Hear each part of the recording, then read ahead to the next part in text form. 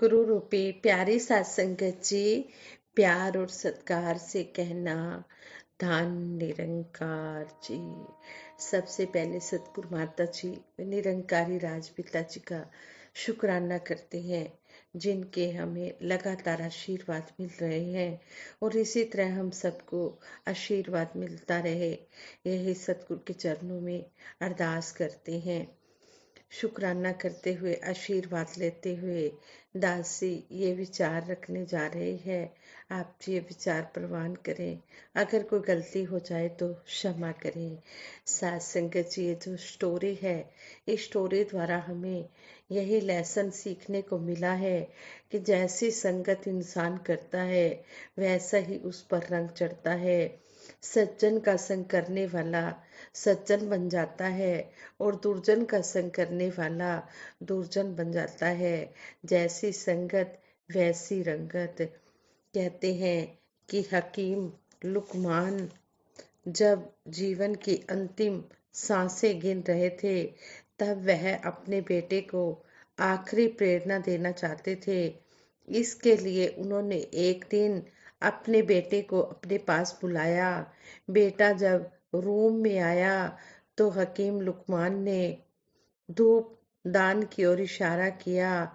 इशारे को समझ बेटा, धूप दान में से एक मुट्ठी चंदन का चूरा ले आया।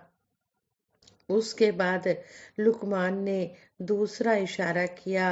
इशारा समझ बेटा, दूसरे हाथ में कच्चा कोयला ले आया। लुकमान ने फिर इशारा किया कि दोनों को फेंक दो। बेटे ने दोनों को फेंक दिया। लुकमान ने बेटे से जानना चाहा कि अब उसके हाथों में क्या है। बेटे ने बताया कि अब मेरे हाथों में कुछ भी नहीं है, मेरे दोनों हाथ खाली हैं। लुकमान ने कहा, ऐसा नहीं है, अपने हाथों को ध्यान से देखो।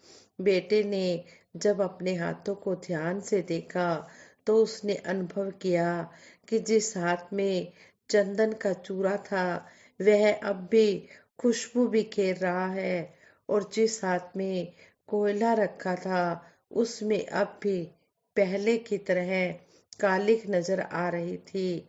लुकमान ने कहा, बेटा तुम्हारे लिए यही मेरे अंतिम शिक्षा है। चंदन का चूरा अब भी तुम्हारे हाथ में खुशबू दे रहा है, जबकि तुम्हारे हाथ में अब चंदन नहीं है।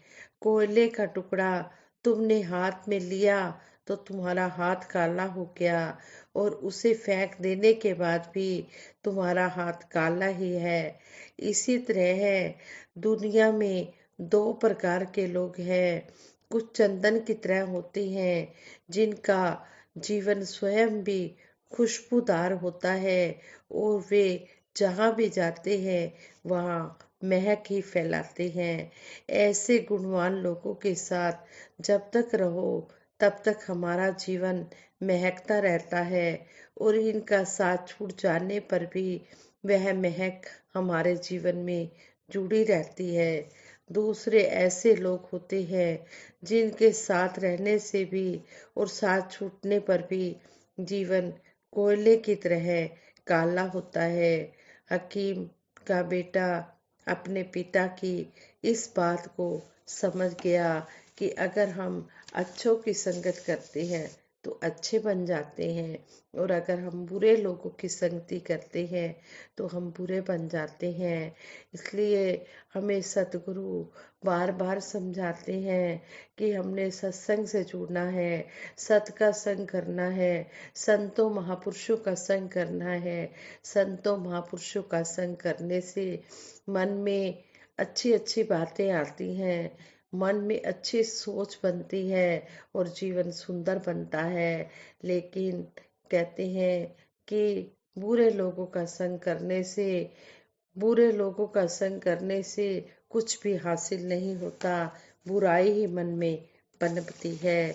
सतगुरु बाबा हरदेव सिंह जी महाराज संपूर्ण हरदेव वाणी के इस शब्द द्वारा हमें समझा रहे हैं, जो इंसान जगत में करता जैसी जैसी संगत है उसके मन के ऊपर चढ़ती वैसी वैसी रंगत है।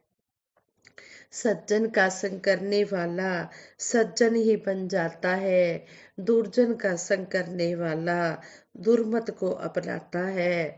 कच्चों का संग करने वाला भटकेगा भटकाएगा, जो पक्कों का संग करेगा गुरुमत में ढल जाएगा। संत वचन को गांठ बांधकर जीवन में अपनाता जो, सीधे सीधे चलकर अपनी मंजिल को पा जाता जो। जो संतों के वचनों पर अमल कमाता है, कर्म रूप में उन्हें लाता है, तो कहते हैं ऐसे इंसान ही अपनी मंजिल को प्राप्त कर सकते हैं। जहाँ पर पहुँचना होता है उस स्थान पर ऐसे लोग ही पहुँचते हैं जो संतों के वचनों को अपने जीवन में अमल रूप में लाते हैं। कहे हर देव संत जनों की संगत बड़ी महान है। कि गुरु बाबा हरदेव सिंह जी महाराज ने सारे ही शब्द का सारांश बता दिया है। हे इंसान, जब तक तू सत्संग में नहीं आएगा, संतों का संग नहीं करेगा, तब तक तू भटकेगा और भटकाएगा। लेकिन अगर तू सत्संग में आ जाएगा, संतों के वचनों पर अमल कमाएगा, तो तेरा जीवन महान बन जाएगा। क्योंकि संत जन जो होते हैं ये हमेशा पॉजिटिव थॉट्स रखते हैं, अच्छी सोच रखते हैं, और ये खुद तो महान होते ही हैं और प्रेरणा देकर दूसरों को भी महान बनाने की पूरी कोशिश करते हैं। इसलिए संतों महापुरुषों की संगत बहुत ही महान बनाई गई है, बताई गई है। कहते हैं कि संतों महापुरुषों का संग बड़े ही विरले लोगों को मिलता है। संत जनों की संगत करके रब दी सोच विचार करो। शहनशाह जी भी यही समझा रहे हैं कि संत जनों संतों महापुरुषों का संग करके हमने इस परम पिता परमात्मा के हमने चर्चा करनी है। फिर कहा है संतों का संग इस दुनिया में ईश्वर का वरदान है। जिसको संतों का संग मिल जाता है उससे बड़ा कोई भाग्यशाली हो ही नहीं सकता। तो यहाँ पर समझाया गया है कि जो संतों का संग करता है यह ईश्वर का दिया हुआ अनमोल तोहफा है, और यह जिसको मिल जाता है वो जन बड़ा ही किस्मत वाला होता है। कितने भाग्यशाली हैं हम, जो हमें इस युग में जन्म मिला है और हमें ऐसा प्यारा सतगुरु मिला है जिसने हमारे जन्म मरण के बंधनों को काट दिया है और हमें संतों के संग मिलाया है, और इस तरह इस प्रभु परमात्मा के दीदार करवाए हैं। और हमें समझाया गया है कि हे इंसान, तूने किस ओर कदम बढ़ाना है और किस ओर तूने कदम नहीं बढ़ाना है, किस रास्ते पर तूने चलना है और किस रास्ते पर तूने नहीं चलना है। संत महापुरुष खुद तो सुखी होते हैं, सुखी होते हैं और दूसरों को भी सुख पहुंचाने की कोशिश करते हैं कि हमारा जीवन संवर रहा है, दूसरों का जीवन भी संवर जाए। संत हमेशा इस दुनिया में परोपकार का काम करते हैं, दूसरों के भले की ही कामना करते हैं। महापुरुष संत जन इस बात का एहसास करते हैं और कराते हैं कि हम हमेशा ही इस मालिक प्रभु परमात्मा के साथ अपना नाता जोड़े रखें, ताकि हमारा मन संवरता रहे, मन की सुंदरता बनी रहे, मन को शीतलता मिलती रहे। हर घड़ी हर मन इस नाम के सागर में डूबा रहे। जैसे मछली जल में रहती है तो आनंद प्राप्त करती है, जल से नाता टूटता है तो तुझ से निकसी फूट मरा। महापुरुषों संतों महापुरुषों ने समझाया है कि एग्जाम्पल दिया है कि मछली का नाता जल से टूट जाता है तो मछली की क्या हालत होती है। नाता जितनी देर मछली का पानी के साथ जुड़ा रहता है उतनी देर तो मछली आनंद प्राप्त करती रहती है, लेकिन जब उसका नाता इस जल से छूट जाता है तो मछली अपने प्राण त्याग देती है। इसी प्रकार भगत की भक्ति भी, भगत का नाता भी इस मालिक के साथ इस कदर जुड़ा रहता है। जैसे सतगुरु बाबा हरदीप सिंह जी महाराज अक्सर अपने विचारों में समझाते कि अगर वाकई ही हमारे हृदय में सच्चा प्रेम है तो कोई कारण नहीं कि प्रभु को विसार दिया जाए, प्रभु को हम भूल जाए। कहते हैं जरा सोच के देखें, किसी एक इंसान को दूसरे इंसान के साथ प्रेम हो जाता है, जिससे प्रेम है, जो भाता है, उसको याद करने की कोशिश की जाती है या सहज में ही उसकी याद आती है। कई बार जरूरी काम करते हुए मन डाइवर्ट हो जाता है, फिर भी एकाएक उस इंसान का फेस सामने आ जाता है, उस इंसान की शक्ल सामने आ जाती है, क्योंकि उसके साथ हमारा प्यार है।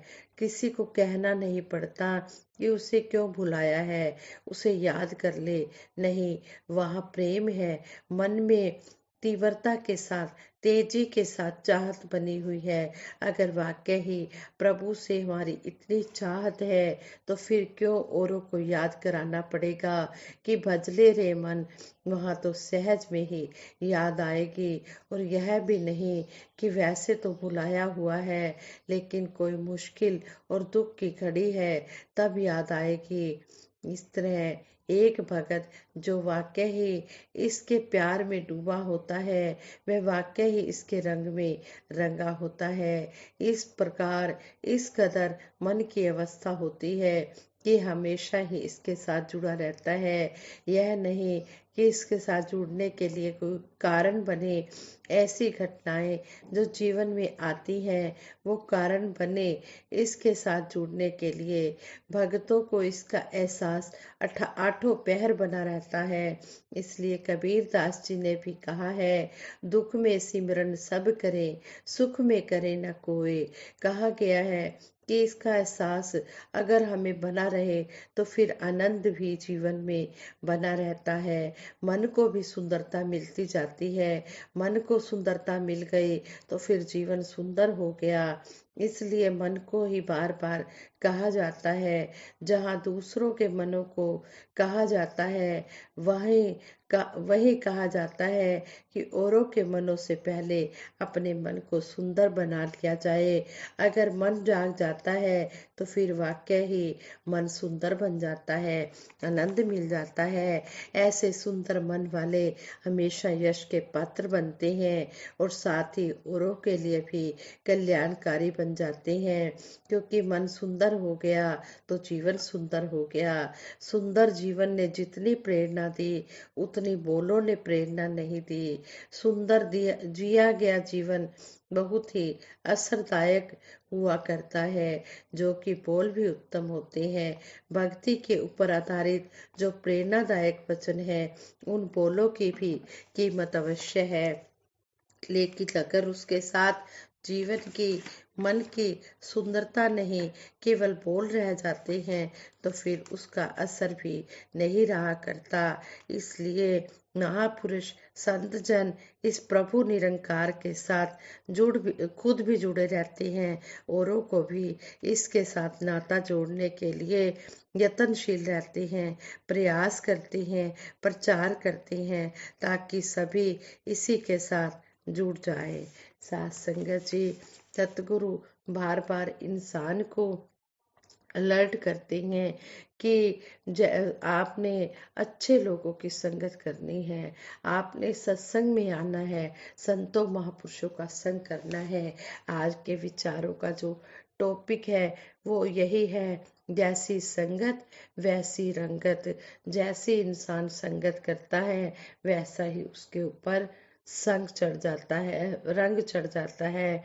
इसलिए हम इस संसार में रहते हुए हम इस परमपिता परमात्मा का नाम कभी ना भूलें। यहाँ पर हमें यही समझाया गया है कि हमने हर पल इस निरंकार का एहसास अपने मन में बनाकर रखना है। उठत बैठत हर बजो साधु संग प्रीत, नानक दूर मत छूट गई, पार ब्रह्म बस जीत। जाते हैं, उठते बैठते चलते फिरते काम धंधा करते हुए हम हर पल इस निरंकार का सिमरन करते रहें। और फिर कहते हैं कि सिमरन करते हुए मन से बुरे विचार अपने आप निकल जाते हैं, अच्छे अच्छे विचार मन में आते हैं। पोलां दे नक्शियां ते अमलां दा रंग भरदे, जीवन गुजारा तेरे संतां तो डरते डरते। साथ संगत जी, प्रेम से कहना, धन निरंकार जी।